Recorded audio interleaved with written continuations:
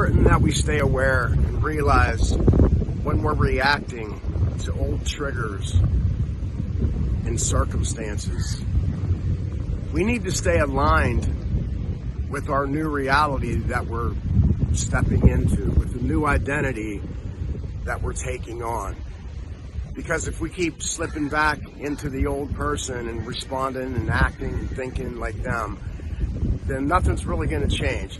Of course, we're going to make mistakes once in a while and slip back, but the key is to be aware and catch yourself, to pay attention and catch yourself when that happens.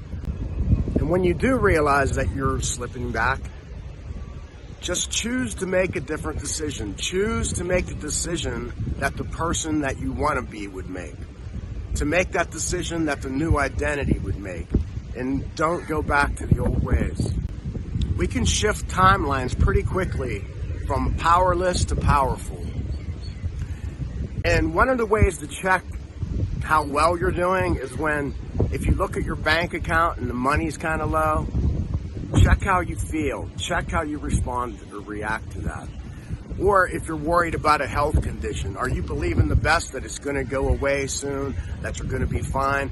Or are you catastrophizing about the worst possible scenario? And the other one is, are you concerned about what other people think of you? If you're still worried about what others are thinking of you and adjusting your actions and your decisions based on that, that's another key factor that shows you that you're not quite living in that new identity, walking in that new identity. We all were brought up with self-imposed limitations, and usually they weren't quite imposed by us. They were usually imposed by people around us, like our parents saying, "Oh, they're shy," or they're not good at drawing," or "He's never really liked sports," or whatever. Just things like that. And then we identify like, "Yeah, I'm not good at sports. Yeah, I'm shy, I can't do that." Those are all limited beliefs about ourselves, and we need to shed those, because maybe it was true when we were 7, but that doesn't mean it's true when you're 27 or 77. So we don't stay the same. We change, we grow, we learn, we can turn our lives around completely. And when you realize that a thought is not serving you, it's not serving the place that you want to go in life, it's not serving the next chapter of your life, it's time to let them go. Cut them loose. There's no sense in holding on to those old thoughts, old beliefs that are not getting you anywhere. Old habits too. Smoking, drinking, gambling, spending your money on stuff you shouldn't be spending your money on. We should make priorities. We should prioritize the things that are important to us. And I know I say this a lot, but it doesn't do any good to beat yourself up. When you realize that you're falling back, or you realize that you went back into an old habit or an old situation, or responding to a situation in an old pattern, just choose a new one and move on. Don't question, why am I doing that? I thought I was past that. Last week I wasn't doing this. I must be slipping up.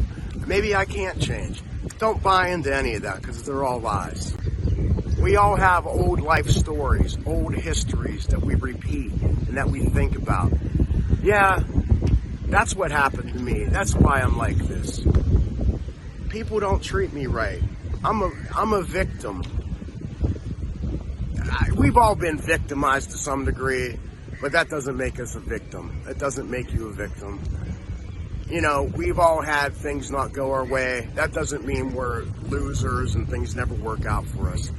We need to really turn those thoughts around. So let go of those old stories about you. Let go of those old stories that you were told, that people said about you when you were younger. And rewrite the script for who you want to be now, for who you know you can be now. Look on the things that you've accomplished. Look at the things that you've done that were amazing. Everybody's done something in their life that they're proud of.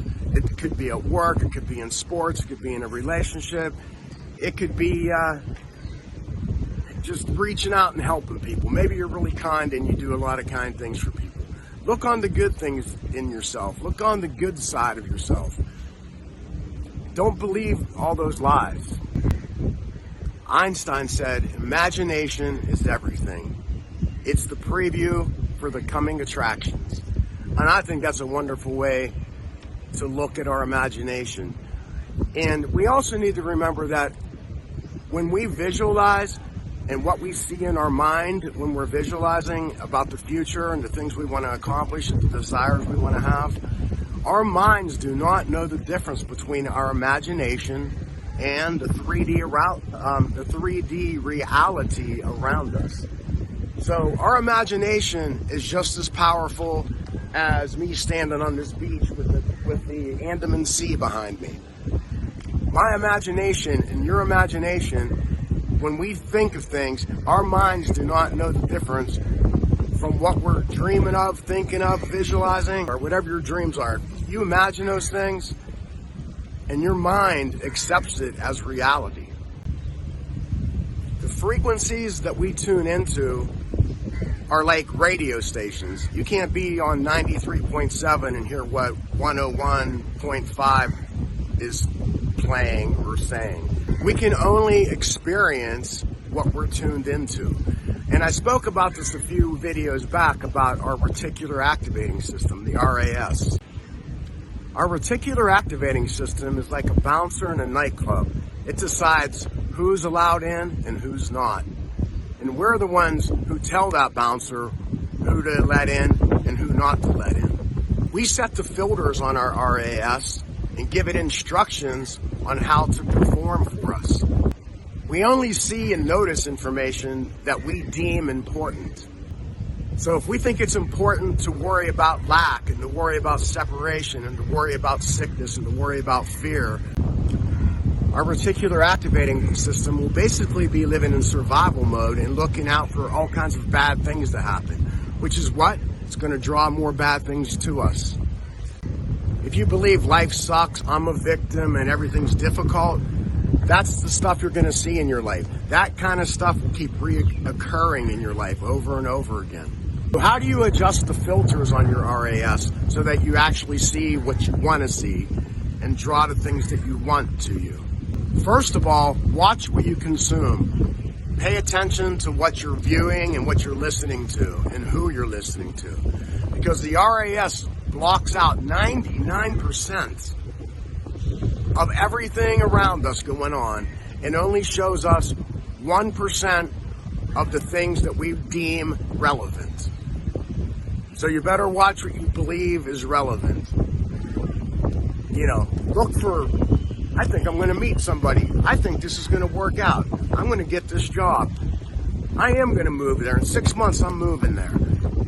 Believe those things, and your mind will start looking for ways to make them happen. If that's what you're feeding your mind, if that's what you're feeding yourself, your body and your mind is going to start moving in ways and drawing things to you to make those dreams occur. There are 4 things that your RAS always lets in. 1, when your name's being spoken. Your RAS will always alert you when your name's being spoken. 2, when there's a threat. When there's a threat to your safety, the RAS will, even if it thinks there's a threat to your safety, it will alert you so that you pay attention.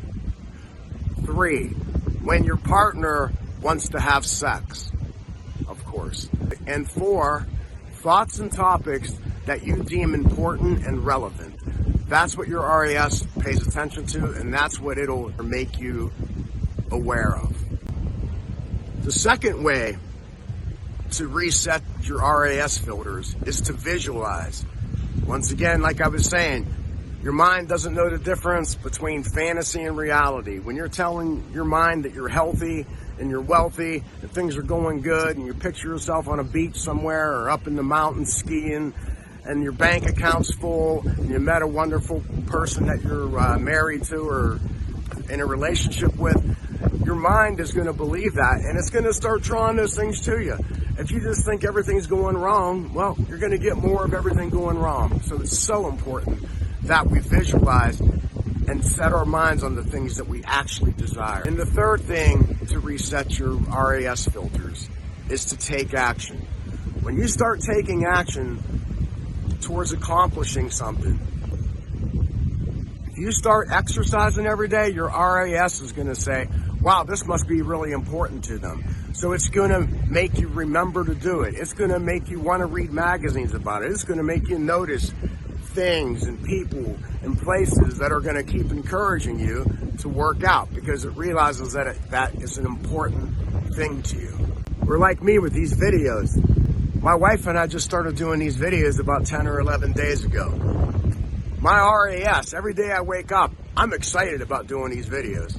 I'm really enjoying it. My brain's like, he's serious about this, and it's giving me ideas to do videos about. It's making me excited about doing them.